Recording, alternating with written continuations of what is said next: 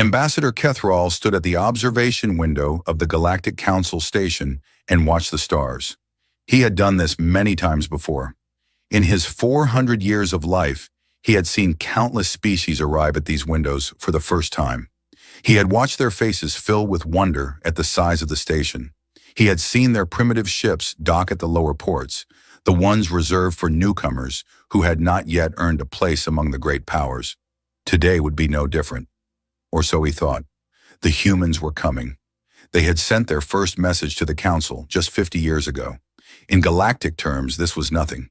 The Valorian hegemony, Kethral's own people, had been traveling between stars for over 100,000 years.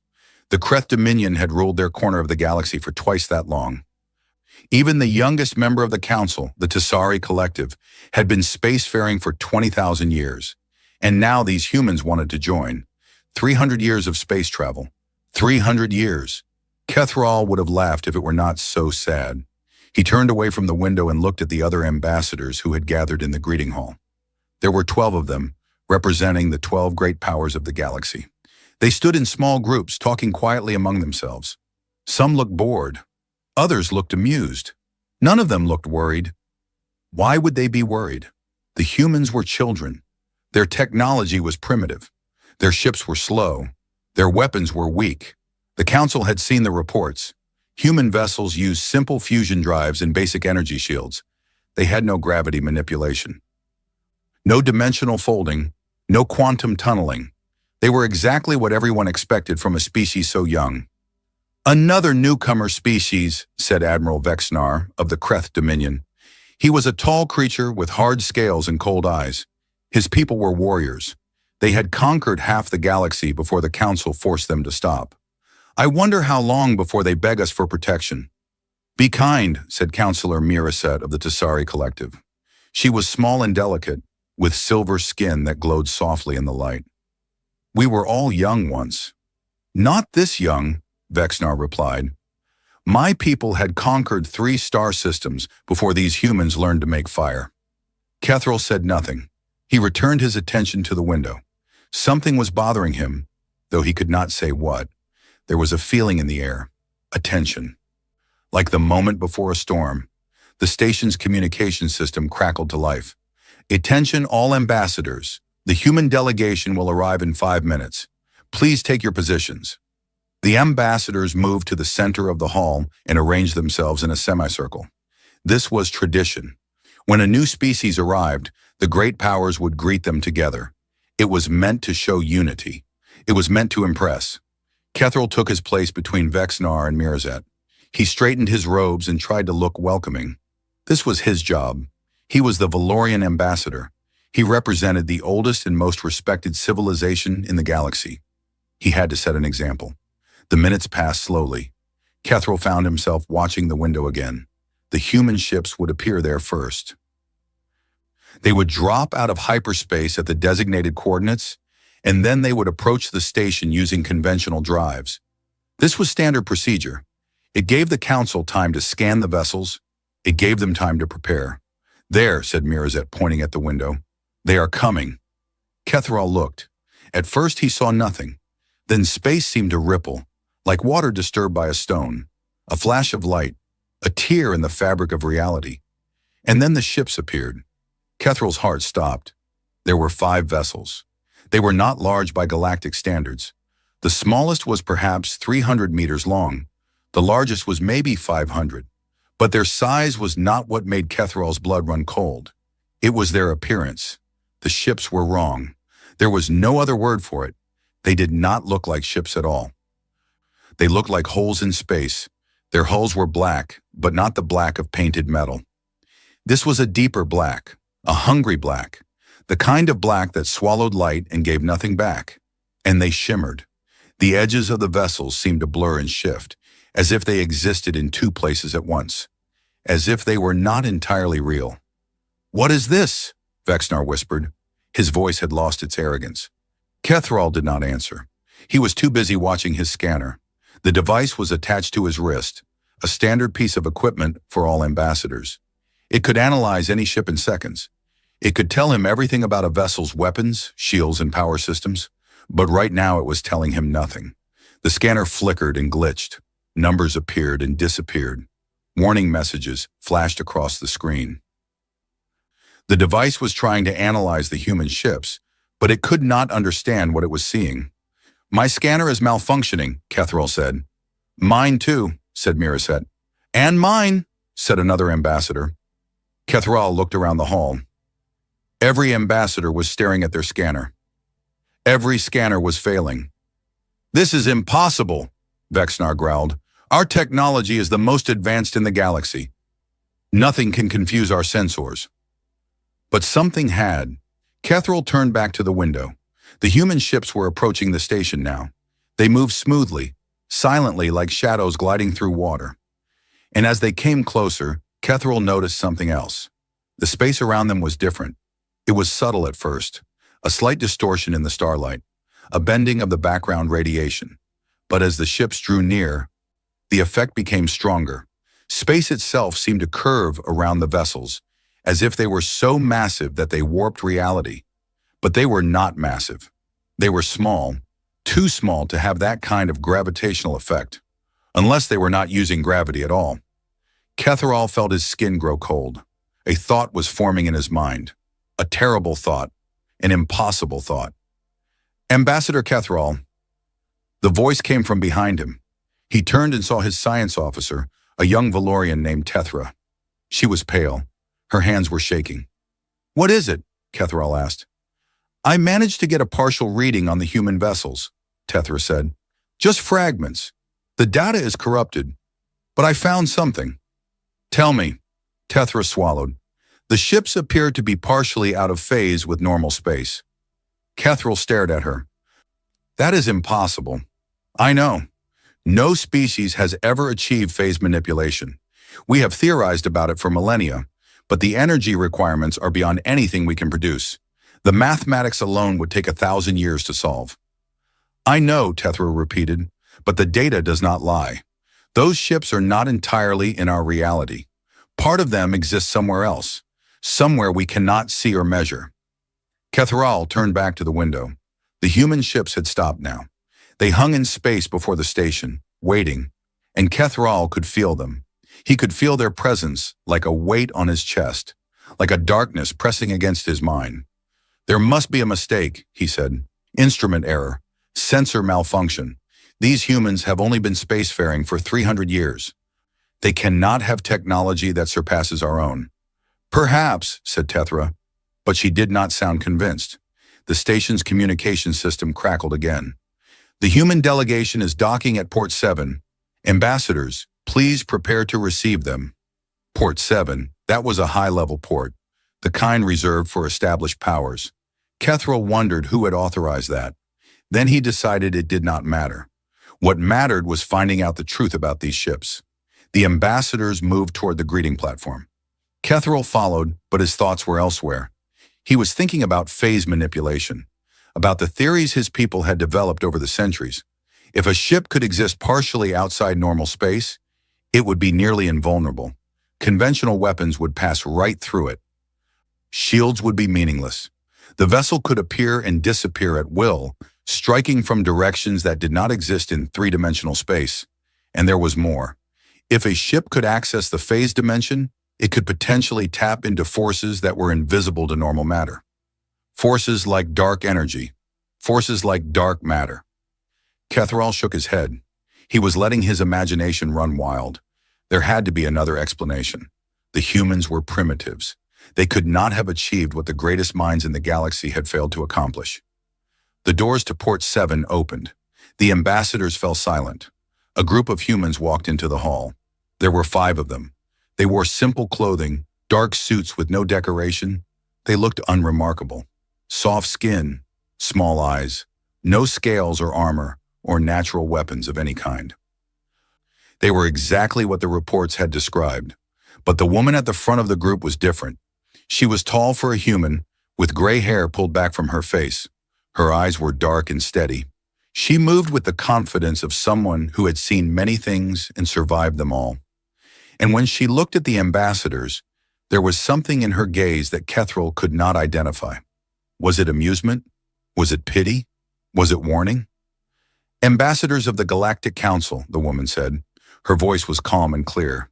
I am Elena Vasquez, representative of the United Human Confederation. Thank you for receiving us. Kethral stepped forward. As the senior ambassador, it was his duty to speak first. Ambassador Vasquez, on behalf of the Galactic Council, I welcome you to our station. We hope this will be the beginning of a long and productive relationship between your people and the civilizations of this galaxy. The words were standard, formal, meaningless. Kethral had spoken them 100 times to 100 different species, but this time something was different. Vasquez smiled. It was a small smile, barely visible, but Kethral saw it, and in that moment he understood something. She knew. She knew that the ambassadors had seen her ships. She knew that their scanners had failed. She knew that they were confused and frightened and trying to hide it, and she was not afraid of them at all. Thank you, Ambassador Kethral, Vasquez said.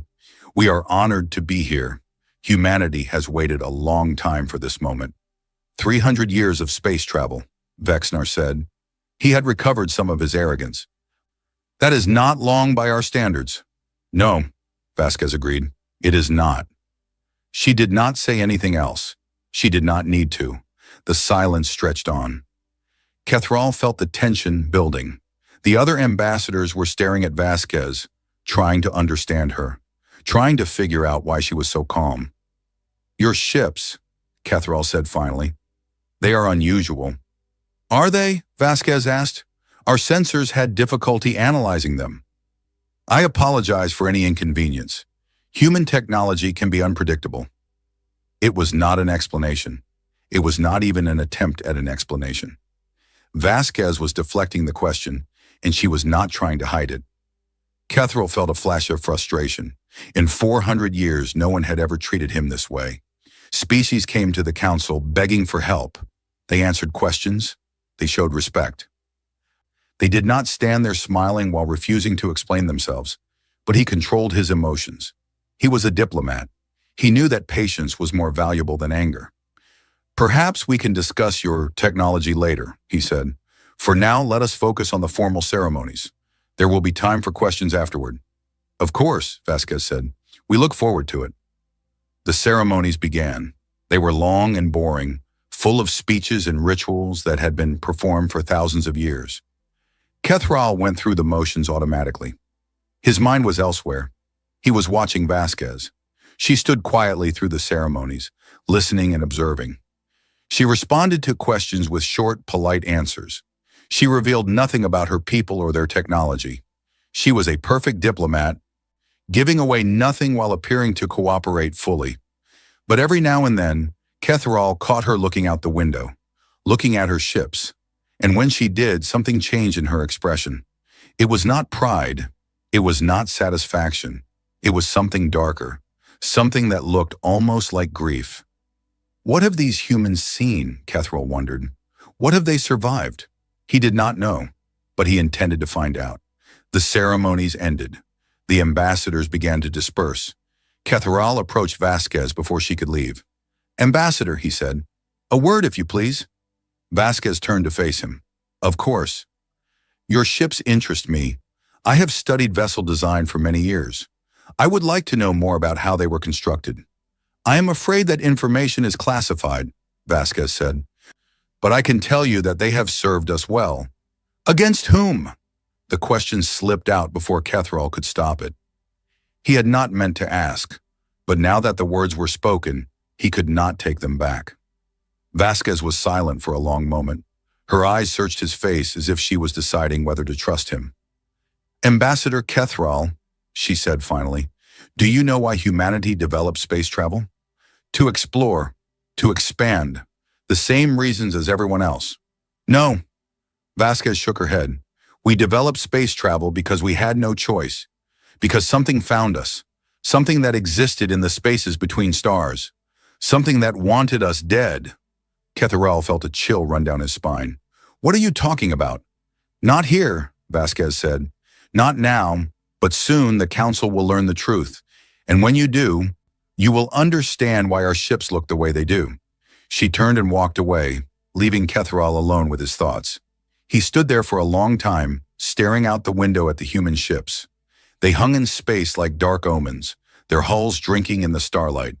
And for the first time in 400 years, Ambassador Kethral of the Valorian hegemony felt something he had almost forgotten. Fear. 3 weeks had passed since the humans arrived at the council station. 3 weeks of meetings, negotiations, and endless questions. And in all that time, Ambassador Elena Vasquez had revealed nothing. Kethral sat in his private office and stared at the reports on his desk. His intelligence officers had been working without rest. They had scanned the human ships from every angle. They had intercepted human communications. They had even tried to bribe members of the human delegation.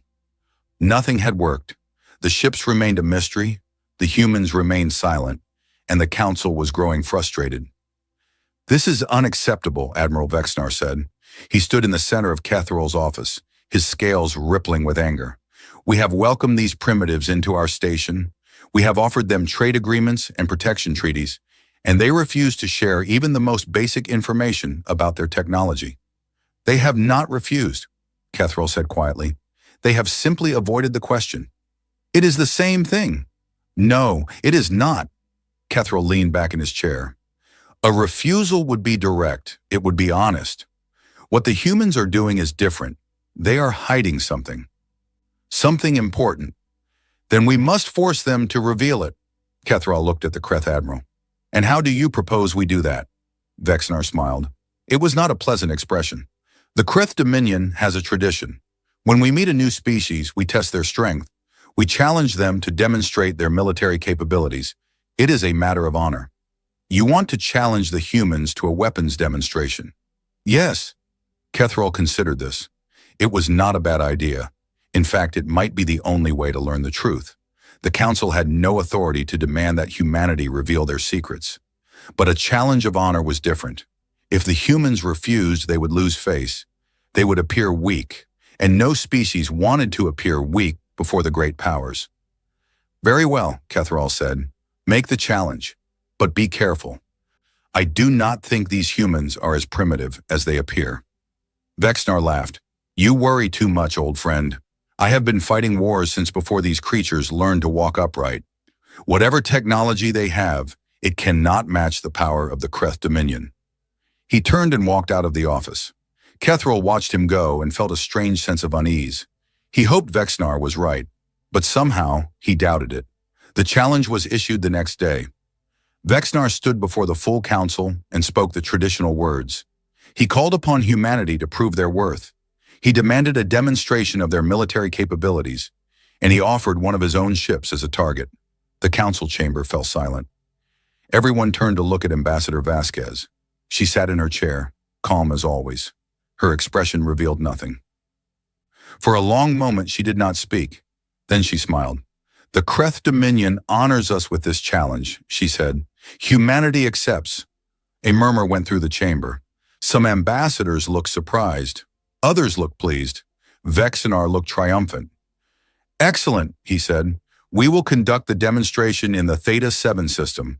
It is empty of intelligent life. We will not be disturbed." "That is acceptable," Vasquez said. "I will provide one of my battle cruisers as the target. It will be fully armed and shielded, but its crew will be evacuated. This is a test of technology, not a battle to the death." "Understood. You may bring as many ships as you wish. We will observe from a safe distance." For the first time, something changed in Vasquez's expression. Her smile grew wider. And Kethral saw something in her eyes that made his blood run cold. "One ship will be sufficient," she said. The chamber exploded into noise. Ambassadors shouted questions. Advisors whispered urgently to their leaders. Even Vexnar looked startled. "One ship," he repeated, "against a Kreth battlecruiser?" "Yes. You understand that our battle cruisers are the most powerful vessels in the galaxy? That their shields can withstand nuclear bombardment? That their armor can survive a collision with a small moon?" "I understand." Vexnar stared at her. Then he laughed. It was a harsh sound, full of contempt. "Very well, human. One ship it is. I look forward to watching it burn." He turned and walked out of the chamber. The other ambassadors followed, still talking among themselves.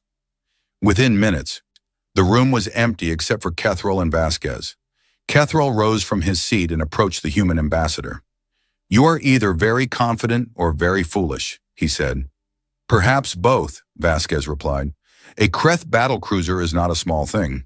It took them 30 years to build. Its weapons can crack planets. Its shields have never been broken in battle." "I know. And you believe one human ship can destroy it?" Vasquez looked at him. Her eyes were dark and deep, like pools of black water. "Ambassador Kethril," she said, "in 3 days you will see what humanity is capable of, and then you will understand why we do not fear the Kreth Dominion." She stood and walked out of the chamber, leaving Kethril alone with his thoughts. 3 days later, the demonstration fleet gathered in the Theta 7 system. It was an impressive sight. Over 50 vessels had come to witness the event. There were sleek Valorian cruisers and heavily armed Kreth destroyers. There were elegant Tessari science ships and massive Gorath cargo haulers. Every major power in the galaxy had sent representatives. And in the center of it all, hanging in space like a monument to war, was the Kreth battlecruiser. It was enormous. Nearly 2 kilometers long, with a hull of black metal and weapons bristling from every surface. Its shields glowed with a faint blue light. Its engines hummed with power. Even empty of crew, it looked deadly. Kethril stood on the observation deck of his flagship and stared at the battlecruiser. He had seen these vessels in action before. He had watched them tear through enemy fleets like a knife through paper. The thought of a single human ship facing one seemed absurd. "The human vessel is approaching," his science officer reported. Kethril turned his attention to the display screen. A small dot was moving toward the battlecruiser. As it came closer, the details became clear. It was the same type of vessel he had seen at the council station. Black hull that swallowed light. Edges that blurred and shifted. A shape that seemed wrong, somehow. Incomplete. The humans called it the Prometheus. "Magnify," Kethril ordered. The image expanded. The Prometheus filled the screen, and Kethril felt the same chill he had felt 3 weeks ago. The same sense of wrongness. The same fear. The ship was not large. Perhaps 400 meters long, a fraction of the battlecruiser's size. Its hull had no visible weapons, no obvious shield generators, no external systems of any kind. It looked almost peaceful. But Kethril knew better than to trust appearances. "All ships, this is Admiral Vexnar," a voice said over the communication channel. "The demonstration will begin in 60 seconds. All vessels are advised to maintain a safe distance. The human ship has been warned that we will not intervene if they are destroyed." Kethril heard laughter in the background. The Kreth officers were amused. They thought this would be a joke. A primitive species embarrassing itself before the great powers. Kethril did not laugh. He watched the Prometheus and waited. 30 seconds. The Prometheus continued to approach. It moved slowly, almost lazily, as if it had all the time in the world. 15 seconds. Kethril gripped the railing of the observation deck. His hearts were beating fast. He did not know what was about to happen. But he knew it would be important. 10 seconds. The Prometheus stopped. It hung in space facing the battlecruiser. 2 vessels. One enormous, one small, one bristling with weapons, one seemingly unarmed. 5 seconds. Kethril held his breath. "Begin." Nothing happened. For a moment, everything was still. The battlecruiser floated in space, its shields glowing, its weapons charged. The Prometheus remained motionless, its dark hull drinking in the starlight. Then the space around the battlecruiser began to change. It was subtle at first, a slight distortion in the light, a bending of the background stars. Kethril thought his eyes were playing tricks on him, but then the distortion grew stronger, and stronger, and stronger. The battlecruiser's shields flickered. Their blue glow turned red. Warning lights began to flash across the vessel's hull. The great ship shuddered, as if struck by an invisible blow. "What is happening?" Vexnar's voice came over the channel. He was no longer laughing. "What is that human ship doing?" No one answered. No one could answer, because no one understood what they were seeing. The Prometheus was not firing weapons. It was not launching missiles or directing energy beams. It was simply reaching out with something that could not be seen, something that could not be measured. something that existed in a realm beyond normal space. The battlecruiser's shields collapsed. They did not flicker and fail like shields normally did. They imploded. They folded in on themselves, drawn toward the center of the ship by forces that defied physics. The blue glow vanished in an instant, leaving the battlecruiser naked and vulnerable. "Impossible," someone whispered, but it was not over. The battlecruiser began to crumple. Its hull bent inward, as if squeezed by a giant invisible hand. Metal screamed and tore. Weapons shattered. Engines exploded. The great ship that had taken 30 years to build was being compressed like a ball of clay. Kethral watched in horror. He had seen many things in his 400 years of life. He had witnessed wars and disasters and the death of stars, but he had never seen anything like this. The battlecruiser continued to shrink. 2 kilometers became 1. 1 became half. The ship was folding in on itself, collapsing into its own center of gravity. And still the Prometheus did not move. It simply hung there, dark and silent, as it destroyed the most powerful warship in the galaxy. Finally it stopped. Where the battlecruiser had been, there was now a sphere, a perfect sphere of compressed matter, no larger than a small transport. It floated in space, slowly cooling. The faint glow of superheated metal was the only evidence that it had once been a vessel of war. The demonstration was over. The communication channel erupted into chaos. Admirals shouted questions. Scientists demanded explanations. Politicians screamed for answers. But Kethral heard none of it. He was staring at the sphere of compressed metal, trying to understand what he had just witnessed. The Prometheus had not used weapons. It had used something else. Something that could reach through space and crush a warship like an insect. Something that manipulated gravity on a scale that should have been impossible. Unless it was not manipulating gravity at all. Kethral remembered what his science officer had said 3 weeks ago. The human ships were partially out of phase with normal space. They existed in 2 realities at once. And in that other reality, in that hidden dimension, there were forces that the Council had only theorized about. Dark matter, dark energy, the invisible architecture of the universe. The humans had found a way to access it, to control it, to use it as a weapon. And if they could do that to a battle cruiser, what could they do to a planet, to a star, to an entire civilization? Ambassador Kethral. The voice cut through his thoughts. He turned and saw a communication screen flickering to life. Ambassador Vasquez's face appeared on the display. She looked calm, almost sad, as if she had done something she did not want to do. "I hope that demonstration was satisfactory," she said. Kethral found his voice. "How? How did you do that?" "I think it is time for the Council to hear the truth about humanity," Vasquez said. "Call a meeting. We have much to discuss." The screen went dark. Kethral stood alone on the observation deck, staring at the sphere of compressed metal that had once been a battlecruiser. The watching fleet was silent now. The laughter had stopped. The arrogance had faded. For the first time in recorded history, the great powers of the galaxy had seen something that terrified them. And Kethral knew that everything was about to change. The council chamber had never been so full. Every ambassador was present, every advisor, every military officer who could find a seat. They packed the room from floor to ceiling, filling every available space, and they all stared at the same person. Ambassador Elenata Vasquez stood at the center of the chamber, alone. Behind her, a massive display screen showed images of the Prometheus, the dark hull, the shifting edges, the impossible technology that had crushed a battlecruiser like it was nothing. Kethral sat in his usual place among the senior ambassadors. He had not slept since the demonstration. He had spent the night reading reports, studying data, trying to understand what he had seen. But the answers eluded him. The physics did not make sense. The technology should not exist. And yet it did. "Ambassadors of the Galactic Council," Vasquez began. Her voice was steady, but there was a weight to it, a heaviness that suggested she was about to share something painful. "You have asked for an explanation. You have demanded to know how humanity developed our technology. Today, I will tell you the truth." She paused. The chamber was silent. Even Vexnar, who had been humiliated by the destruction of his battlecruiser, said nothing.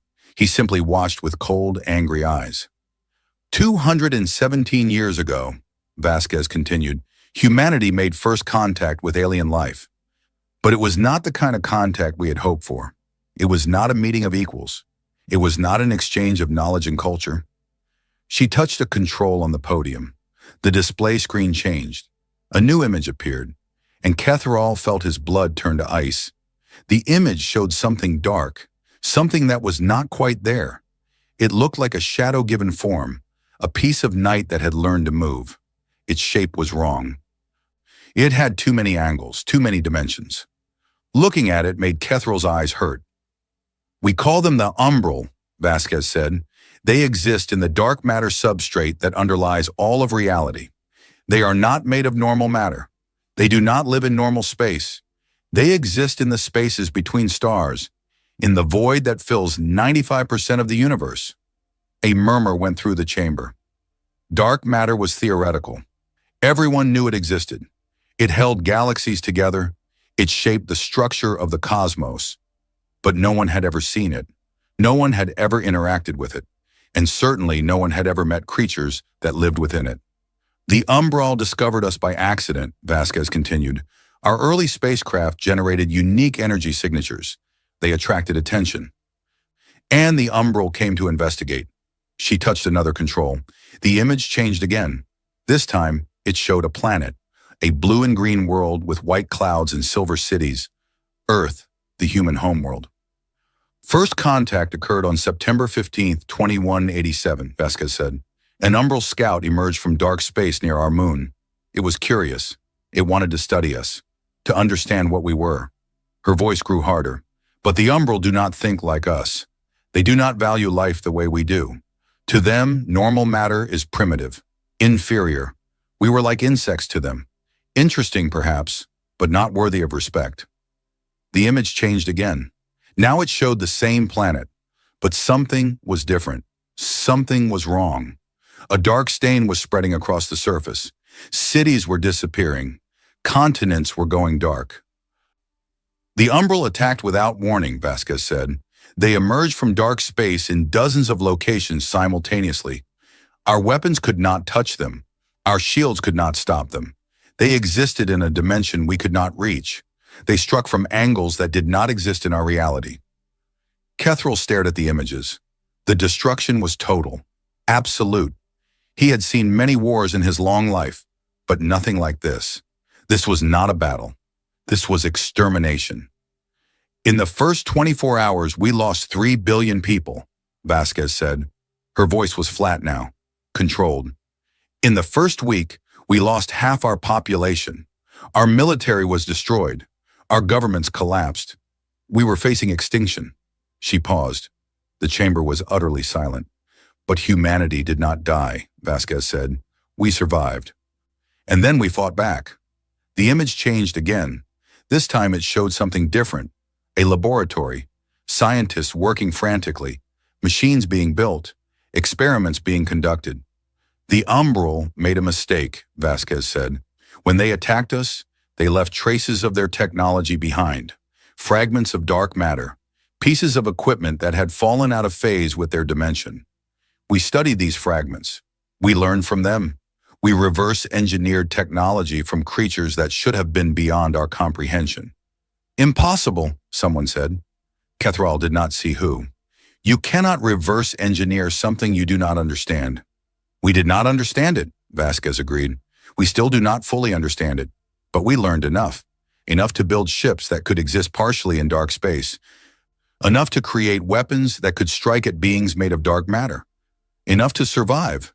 She looked around the chamber. Her eyes met Catherall's, and he saw something in them that he had not expected. Not pride, not triumph. Grief. "The war lasted 53 years, Vasquez said. 53 years of fighting an enemy we could barely see. 53 years of losing colonies and ships and people. By the end, Earth's population had fallen from 12 billion to 2 billion. Our outer colonies were gone. Our fleet was reduced to a handful of vessels." "But you won," Catherall said. He did not know why he spoke. The words simply came out. "We did not win," Vasquez replied. "We survived. There is a difference. The Umbral withdrew. We do not know why. Perhaps we had become too costly to destroy. Perhaps they found something else that interested them. Or perhaps they simply grew bored. She touched the control again. The display went dark. That was 164 years ago, Vasquez said. Since then, humanity has rebuilt. We have expanded. We have improved our technology, and we have waited. Waited for what? Vexnar demanded. For the Umbral to return. The words hung in the air. Kethril felt a chill run down his spine. He understood now. He understood everything. Humanity had not come to the Council seeking protection. They had not come looking for trade or allies or knowledge. They had come with a warning. You believe the Umbral will attack again, Kethril said.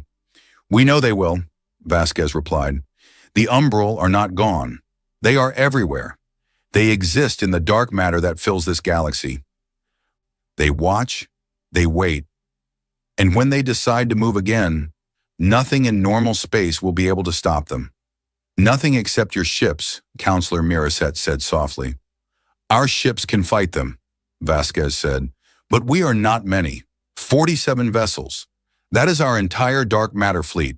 It is not enough to protect the galaxy. It is barely enough to protect ourselves. The chamber erupted into noise. Ambassadors shouted questions. Advisors demanded answers. Military officers argued about strategy and defense. The carefully maintained order of the Council dissolved into chaos. Kethril sat in silence, thinking. The Umbral. Creatures that lived in dark matter. Beings that existed in dimensions the Council could not see or understand. They had nearly destroyed humanity. They could do the same to anyone. And the Council had no defense against them. All their great fleets, all their advanced technology, all their thousands of years of progress. None of it mattered. Against the Umbral, they were as helpless as humanity had been 200 years ago. Silence! The voice cut through the noise. Kethril looked up and saw Grand Chancellor Vortek rising from his seat. He was old even by Valorian standards. His scales were gray with age, but his voice still carried authority. The chamber fell quiet. Ambassador Vasquez, the Grand Chancellor said, you have told us of a threat that could destroy everything we have built. You have shown us that your people possess technology that could defend against this threat. What is it that you want from us? Vasquez looked at him. An alliance, she said. True equality. Not the patronizing arrangement you offer to younger species. Not trade agreements and protection treaties that keep us dependent on your goodwill. We want to stand beside you as partners. And in return? In return, we will share our technology. Not all of it. Not immediately. But enough to help you defend yourselves. Enough to give you a chance if the Umbral return. The Grand Chancellor was silent for a long moment. Kethril could see him thinking, weighing the options. An alliance with humanity meant acknowledging them as equals. It meant giving up the comfortable assumption that the elder races were superior. It meant changing everything. But the alternative was worse. We will need to discuss this among ourselves, the Grand Chancellor said finally. This is not a decision that can be made quickly. Of course, Vasquez said. Take whatever time you need, but I would suggest you do not take too long. Why? Vasquez turned back to the display screen. She touched the control one more time. A new image appeared. It showed a map of the galaxy. Thousands of stars connected by trade routes and communication networks. The great civilizations of the Council spread across the spiral arms like a web of light. But in the corners of the map, in the dark spaces between the stars, something was moving. Faint traces of energy, subtle distortions in the fabric of space, patterns that should not exist. These readings were taken by our long-range sensors over the past 6 months, Vasquez said. The Umbral are active again. They are moving. They are watching, and they are getting closer. The chamber was silent. We do not know when they will strike, Vasquez said. It could be years, it could be months, it could be tomorrow, but they will come, and when they do, you will have to decide whose side you're on. She stepped away from the podium and walked toward the exit. At the door, she paused and looked back. Humanity fought the Umbral alone once, she said. We survived, but we paid a terrible price. If we must fight them again, we would prefer not to do it alone. She walked out, leaving the Council in stunned silence. Catherall stared at the map on the display screen. The patterns in the dark spaces seemed to pulse and shift, like something alive, something waiting. He thought about his people, his world, the civilizations he had devoted his life to protecting. All of it could be swept away by creatures from another dimension. Creatures that the greatest powers in the galaxy could not even see. Unless they accepted help from a species they had dismissed as primitive, the universe was stranger than Catherall had imagined, more dangerous, more terrifying. And humanity, the newcomers everyone had underestimated, might be the only thing standing between the galaxy and annihilation. He rose from his seat and walked to the window. Outside, the human ships hung in space, their dark hulls flickering at the edges. They looked wrong. They looked impossible. They looked like hope. Catherall made his decision. He would speak to the Grand Chancellor. He would argue for the Alliance. He would do whatever it took to prepare for what was coming, because the Umbral were out there, and the darkness between the stars was no longer empty. The first attack came without warning. Colony World Tasari 7 was a peaceful place. It sat at the edge of Tasari space, far from the trade routes and political centers of the galaxy. 12 million souls lived there, farming the rich soil and harvesting the crystal forests that made the planet famous. They had never known war. They had never needed to. At dawn on the fourth day of the harvest season, the sky turned black. It was not an eclipse. It was not a storm. It was something else, something that spread across the atmosphere like ink poured into water. The colonists looked up and saw darkness descending. They tried to run. They tried to hide. It did not matter. The Umbral swept across the planet in waves.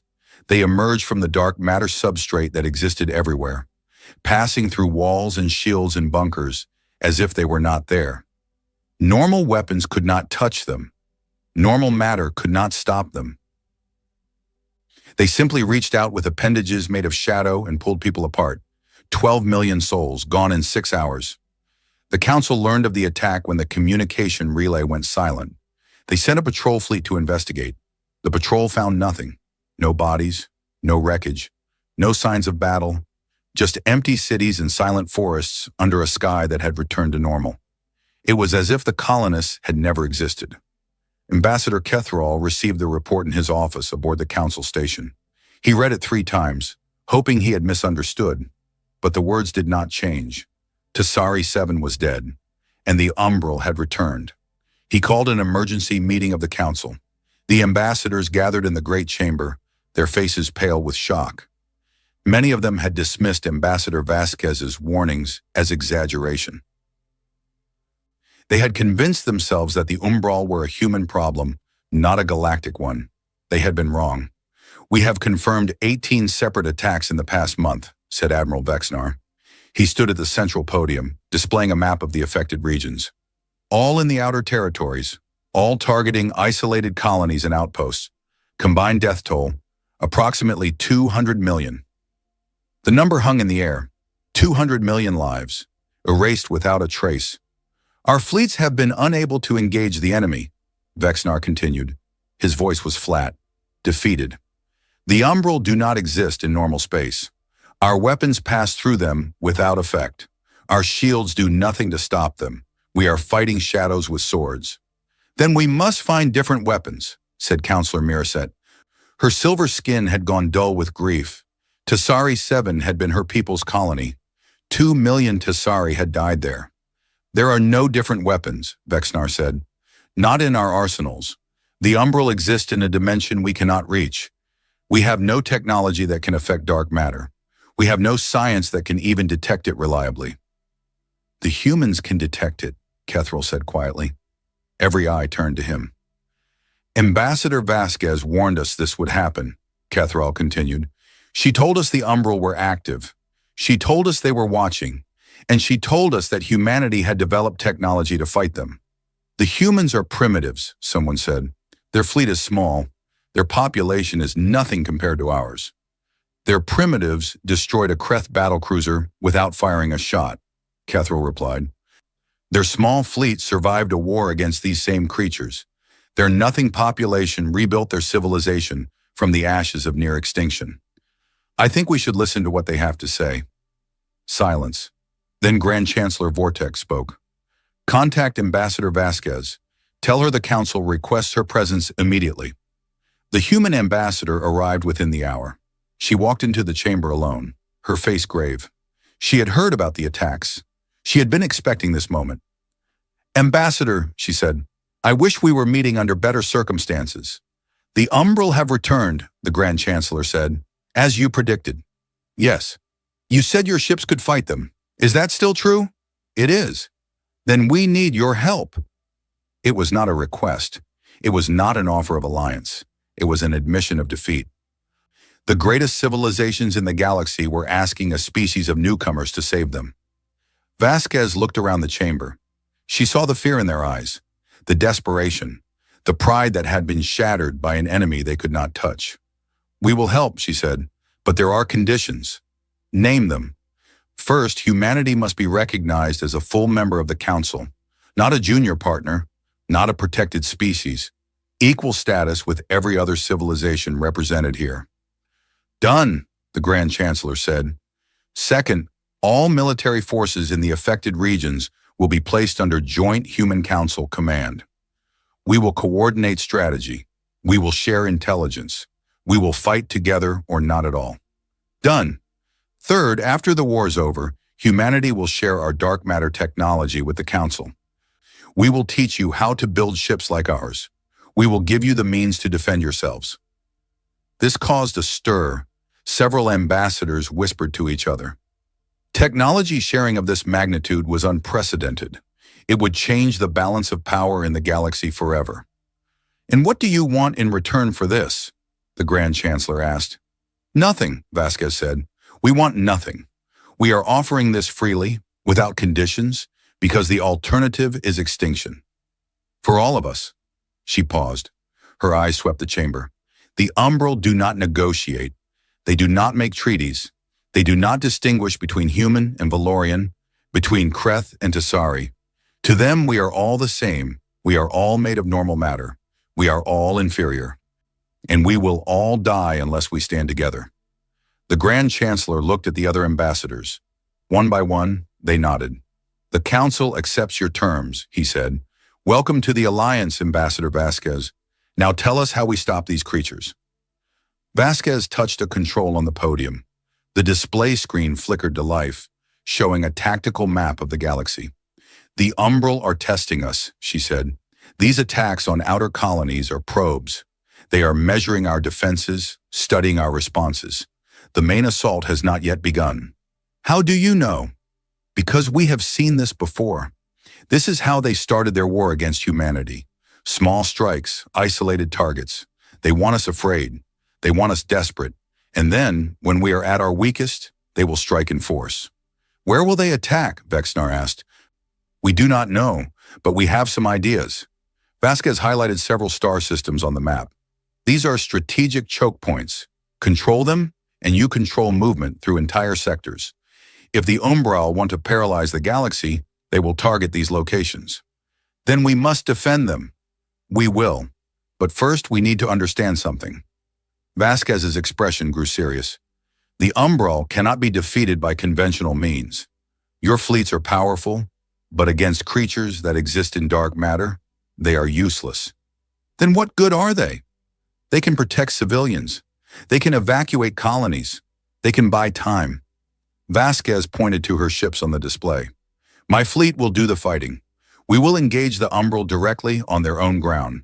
But we need your ships to support us, to rescue survivors, to hold the line while we strike. You want us to be a distraction, Vexnar said. There was bitterness in his voice.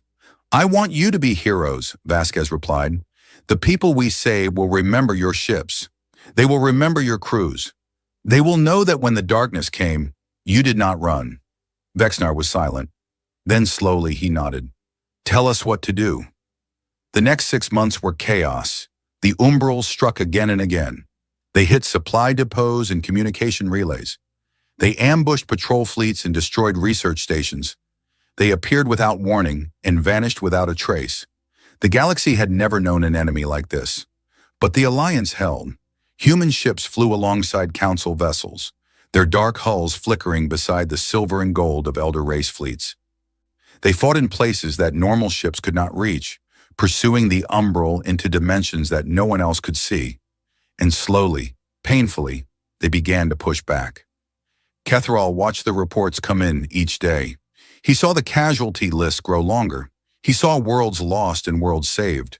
He saw the human ships taking damage that would have destroyed any other vessel, their crews fighting with a determination born of bitter experience. They had done this before.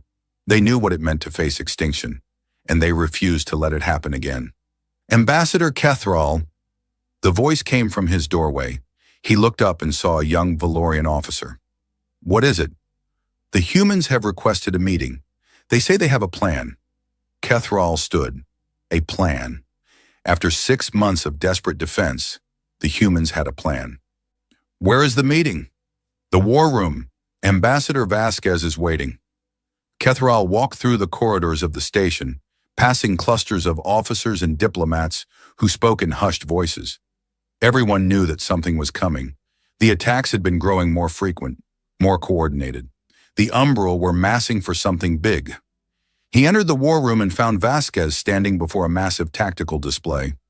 Around her were the senior military commanders from every major power. Vexnar was there, his scales rippling with tension. Miraset was there, her silver skin dim with exhaustion. A dozen others filled the room.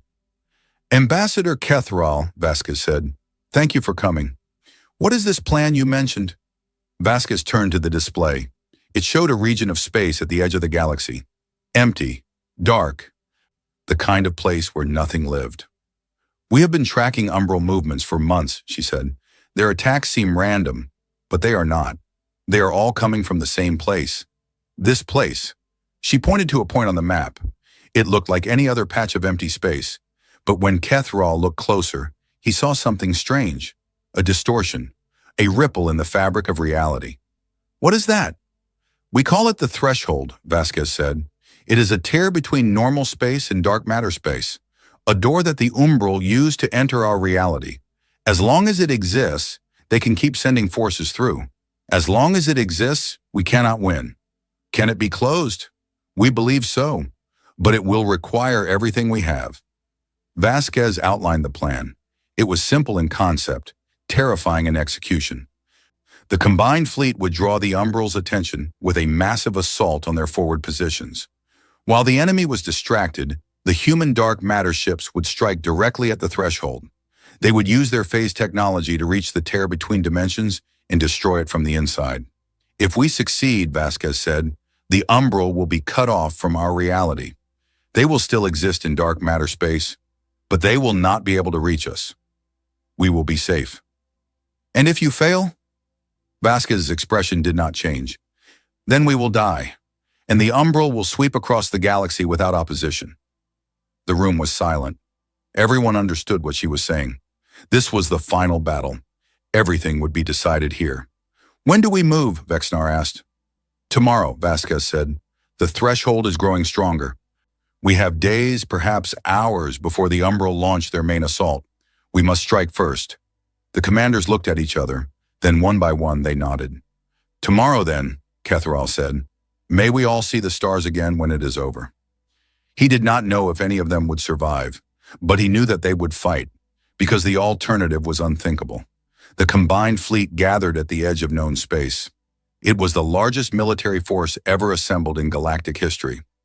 Over 3,000 vessels from more than 100 species floated in formation, their hulls gleaming in the light of distant stars. Kreth warships hung beside Valorian cruisers. Tassari science vessels shared space with Gorath dreadnoughts. Ancient enemies who had fought each other for millennia now stood together, united by a common threat. And at the center of the formation, like shadows among the stars, were the 47 ships of humanity's dark matter fleet.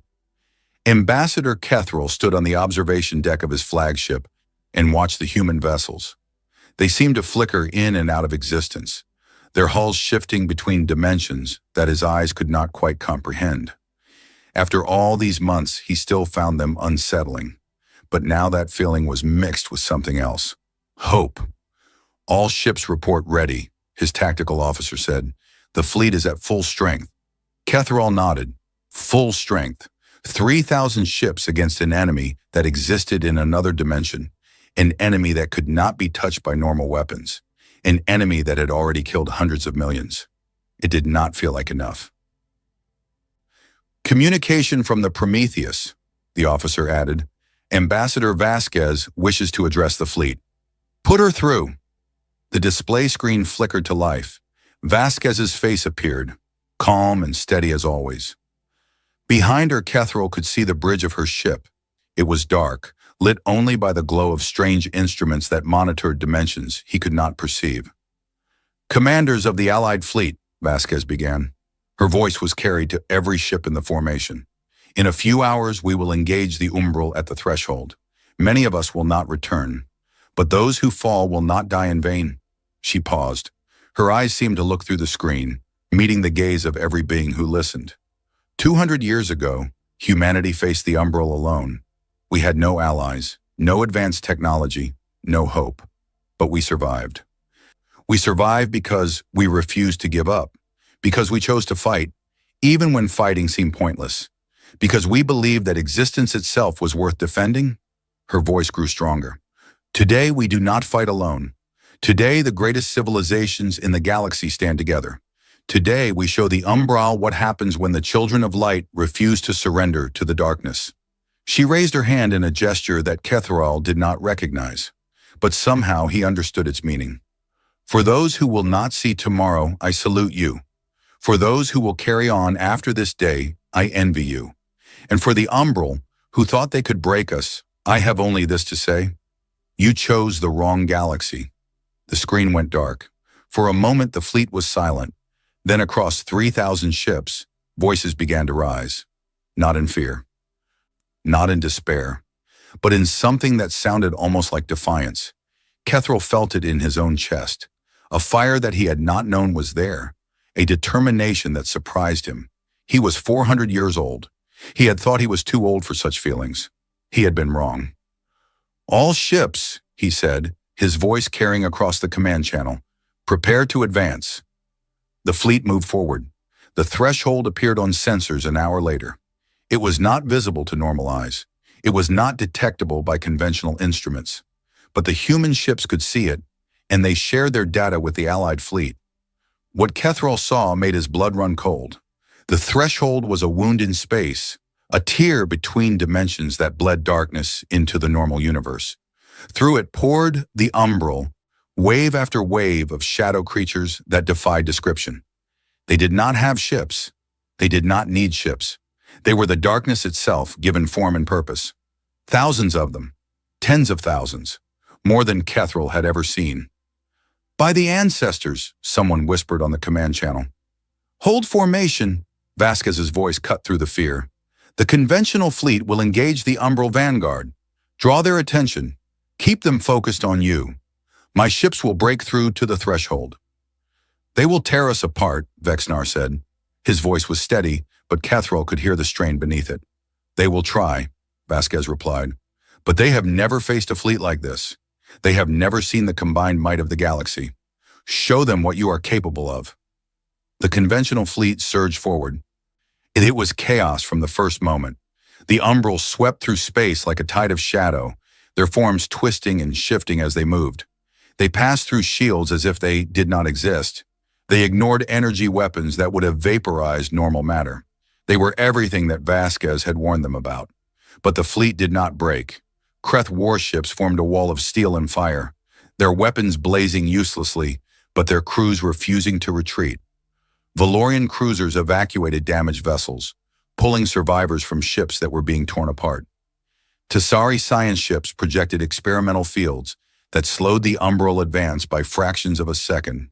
Every species contributed what they could. And in the center of the battle, the human dark matter fleet engaged. Kethrol watched the Prometheus and her sister ships tear into the umbral formation. They did not fight like normal vessels. They existed partially in another dimension, shifting between realities with each passing moment. When an umbral struck at them, they simply were not there. When they struck back, the umbral had nowhere to hide. Space bent around the human ships. Gravity waves rippled through the battlefield. The darkness itself seemed to recoil from their presence. For the first time, the Umbral knew fear. "Push forward," Vasquez commanded. "All dark matter ships, form on my position. We are going to the threshold." The 47 human ships gathered into a tight formation. They accelerated toward the tear between dimensions, their hulls flickering with energy that no other species could understand. The Umbral tried to stop them. Thousands of shadow creatures converged on the human fleet, throwing themselves at the vessels with mindless fury. Some of them got through. Ketharal watched as one human ship was overwhelmed, its hull torn apart by creatures from another dimension. Then another. Then another. But the rest kept going. "We have lost the Hermes," a human voice reported.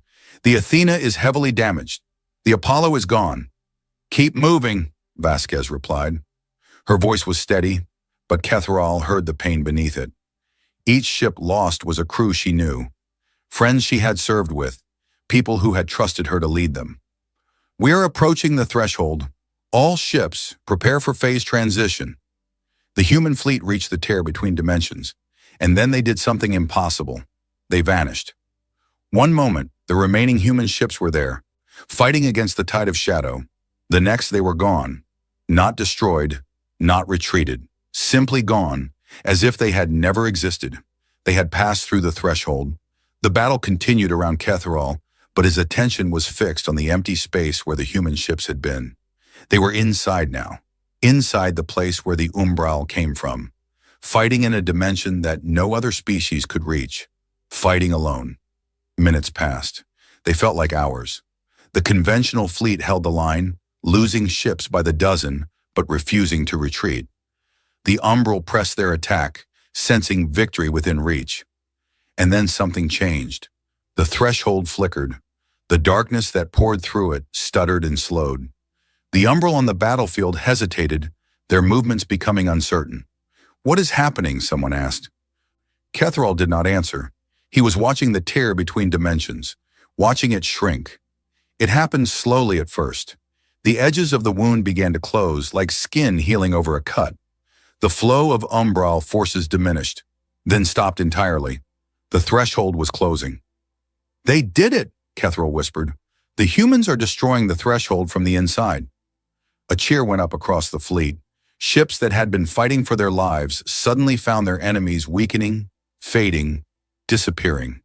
The Umbral caught on this side of the threshold were cut off from their home dimension. They were trapped, vulnerable. They died. The conventional fleet tore into them with renewed fury. Weapons that had been useless before now found their marks.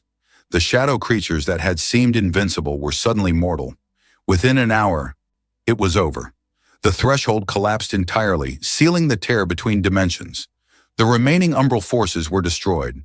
The darkness retreated. The galaxy was saved. But the celebration was muted, because as the cheers faded, everyone realized the same thing.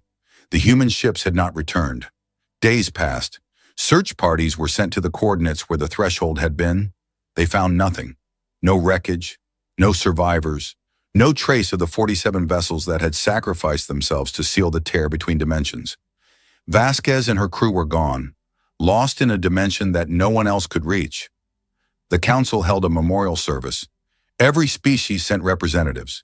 They stood in the great chamber where Vasquez had first warned them about the Umbral, and they mourned the people who had saved them. Ketharal gave the eulogy. "Humanity came to us as strangers," he said. "They were young, inexperienced. We looked down on them. We dismissed them as primitives who had not earned their place among the stars." He paused. The chamber was silent. "We were wrong. The humans survived something that would have destroyed any other species. They rebuilt their civilization from the ashes of near extinction. And when they could have remained hidden, safe in their corner of the galaxy, they chose to help us instead." Ambassador Elena Vasquez and the crews of the Dark Matter Fleet gave their lives to seal the threshold. They fought in a place we cannot see, against an enemy we could not touch. They saved billions of lives and asked for nothing in return. He looked around the chamber, at the ambassadors who had once mocked humanity, at the military commanders who had dismissed their technology as impossible, at the leaders who had been too proud to ask for help. We owe them a debt we can never repay, but we can honor their memory. We can remember what they taught us. He raised his hand, copying the gesture Vasquez had made before the battle. The universe is darker than we want to believe, but even in the darkest places, something can survive. Something can fight back. The humans showed us that. Let us never forget. The memorial ended. The ambassadors departed. Life returned to normal, but nothing was really normal anymore. Kethral stood at the observation window of the council station, watching the stars. The human embassy had been closed. Their remaining ships had returned to their home systems. For now, humanity was once again isolated from the greater galaxy. But that would change. The technology-sharing agreement remained in force. Scientists from every species were studying the data the humans had provided. In a few decades, perhaps sooner, other civilizations would have their own dark matter ships. The galaxy would never be defenseless again. The door behind him opened. A young Valorian officer entered. "Ambassador Kethral, we have received a transmission." "From whom?" "We do not know. It is coming from outside normal space. Our instruments cannot determine the source." Kethral felt a chill run down his spine. "Show me." The officer activated a display screen. Static filled the image. Then slowly a face appeared. Elena Vasquez. She looked tired, worn, but alive. "Ambassador Kethral," she said. Her voice was distorted, fading in and out.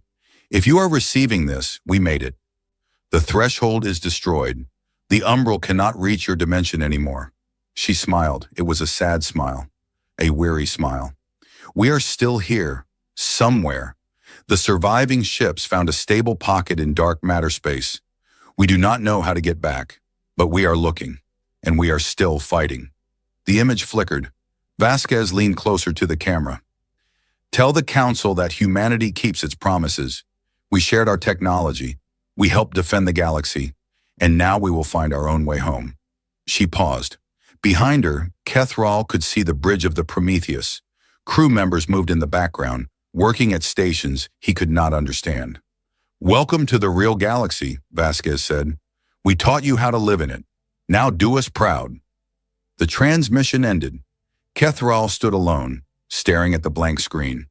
Outside, the stars burned cold and bright.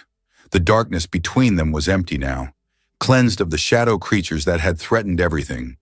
But somewhere out there, in a dimension he could not see, humans were still fighting, still surviving, still refusing to give up.